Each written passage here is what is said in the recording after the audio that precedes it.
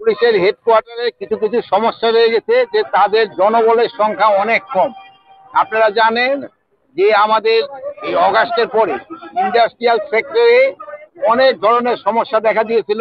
আমাদের industrial police কঠোর পরিশ্রম করে তারা কিন্তু এই সমস্যাগুলি সমাধান করছে।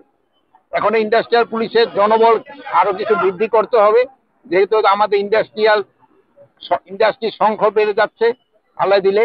এই জন্য আমাদের এটা জনবল বাড়ানো এবং তাদের সরঞ্জাম বাড়ানো দরকার। এইগুলি ব্যাপারে তাদের সাথে আলাপ হয়েছে। আর এখানে আমার মেইন আছে, এখানে আমি এর আগে একবার আসছিলাম। আসার আগে আমি একবার দেখে গেছিলাম যে তাদের 3 তলা থাকার জায়গা আছে, বাট তাদের ওয়াশরুম নাই, গোসল করে। ওই জিনিসটা আমি একটা অর্ডার দিচ্ছিলাম যে একটা করে দাও, আজকে দেখলাম এটা তারা করছে। এই জন্য আজকে এখানে আসার উদ্দেশ্য। এনসিপি এবং জামাত ইসলাম কিছুদিন আগেও তারা বিভিন্ন জায়গায় বক্তব্য সমাবেশ করছে। বর্তমানে যে পরিস্থিতি কিংবা যে রাজনীতি তৈরি হয়েছে, আগামী দিনে নির্বাচনটি সুষ্ঠুভাবে দেওয়ার জন্য আইনশৃঙ্খলা বাহিনী নয়। এই পরিস্থিতিতে নির্বাচন শোনেন আইন বলি, নির্বাচনটা শুধু আইন শৃঙ্খলা বাহিনীর উপরে নির্ভর করে না। নির্বাচনের একটা ওয়ান স্টেক হলো, একটা হলো আইন শৃঙ্খলা বাহিনী, আর একটা হলো আমাদের প্রশাসনের যারা কর্মকর্তা আছেন তারা, আরেকটা আছে হলো আমাদের ইলেকশন কমিশন, আর একটা হলো কি জানি আরো একটা আছে ইলেকশন কমিশন। তারপরে হলো আরেকটা আছে যে আমাদের যারা এই পার্টিগুলি যারা অংশগ্রহণ করে তারা। এখন ধরেন ইলেকশন কমিশনের উপরে নির্ভর করে এই পুলিং অফিসার, প্রিজাইডিং অফিসার, এটা তারা নিয়ন্ত্রণ করে। তারপরে ধরেন যে রিটার্নিং অফিসার, তারপরে অন্যান্য দিকের যেটা প্রশাসন থেকে আসে, আইন শৃঙ্খলাটা আমরা দেখি। তারপরে হলো মেইন পার্টি হলো যারা ইলেকশন করতেছে।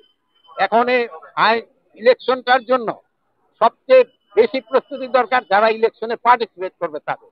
আমাদের প্রস্তুতি ঠিক আছে, সবাই প্রস্তুতি যদি হয়, 13টার প্রস্তুতি একসাথে হলে কোনো, আমাদের প্রস্তুতি কোনো ঘাটতি নেই। আপনারা দেখতেছেন, আপনাকে নিরাপত্তা তো দিতে পারতেছি। তাদের যে স্পেসিফিক কোশ্চেন সুস্থ পরিবেশটা নেই, এটা আমরা জানতে চাচ্ছি। এগুলি হলো মানে রাজনীতিতে অনেক অনেক কথা বলে, এটা তাদেরও জিজ্ঞেস করতে পারেন। আমার যদি জিজ্ঞেস করেন, আমি ওনাদের প্রশ্নের উত্তর দিব না।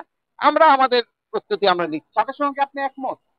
তাদের সাথে না, আমি হলো আমার প্রস্তুতি আমি নিয়ে যাচ্ছি। মানে পরিবেশ আছে, আমরা প্রস্তুতি, যেহেতু আমরা আরো সময় আছে প্রায় 5-6 মাসের মতো, আমরা প্রস্তুতি নেওয়া শুরু করে দিছি। ওই সময় ইলেকশনের সময় আমার মনে হয় না আইন শৃঙ্খলার থেকে কোনো রকমের অসুবিধা হবে। এখনো এখনো বিভিন্ন জায়গায় হচ্ছে।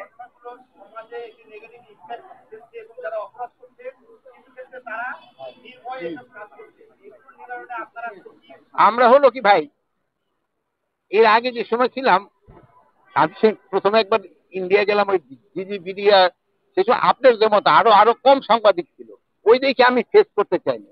এখন আল্লাহ দিলে আপনাদের সংখ্যা অনেক বাড়ছে, এই জন্য কিন্তু কানা কানসিতে কোথায় কি ঘটনা ঘটছে আমরা কিন্তু সাথে সাথে রিপোর্ট পাই। আগে একটা ঘটনা ঘটলেও কিন্তু সংবাদটা পাওয়া যেত না।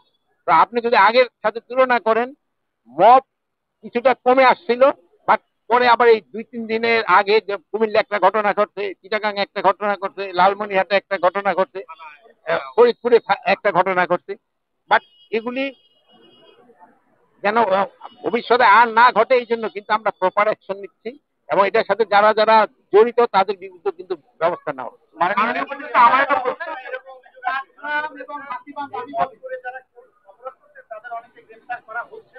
রংপুর অপরাধের এই পর্যন্ত 7 জনকে গ্রেপ্তার করা হয়েছে, এই জন্য তার একজন পানিশমেন্ট দেওয়া হয়েছিল, তারও গ্রেপ্তার করা হয়েছে। এখন ওই গ্রেপ্তারে করার সমস্যাটা হয়, যে অন্যায় করে সে তো আর ওই এলাকায় সহজে থাকে না, সে তো পালায়, তাই তো খুঁজে বের করতে একটু সময় দিতে হবে। ওইটা বললাম তো আমি, ওইটার কথা তো আপনাদের বললাম। ওখানে ওইটার ক্ষেত্রে আমরা দেখেন, ওখানে পুলিশের সংখ্যা বাড়িয়েছি, সেনাবাহিনীর সংখ্যা বাড়ানো হয়েছে, বিজিবি। শোনেন, আরে ভাই, সবাই যদি একজনের প্রশ্নের উত্তর না দিতে শুনলে তো হবে না।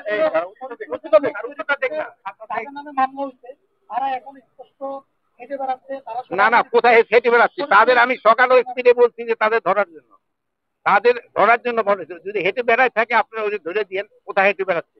আপনারা ভালো থাকেন, দোয়া করি। আল্লাহ হাফেজ।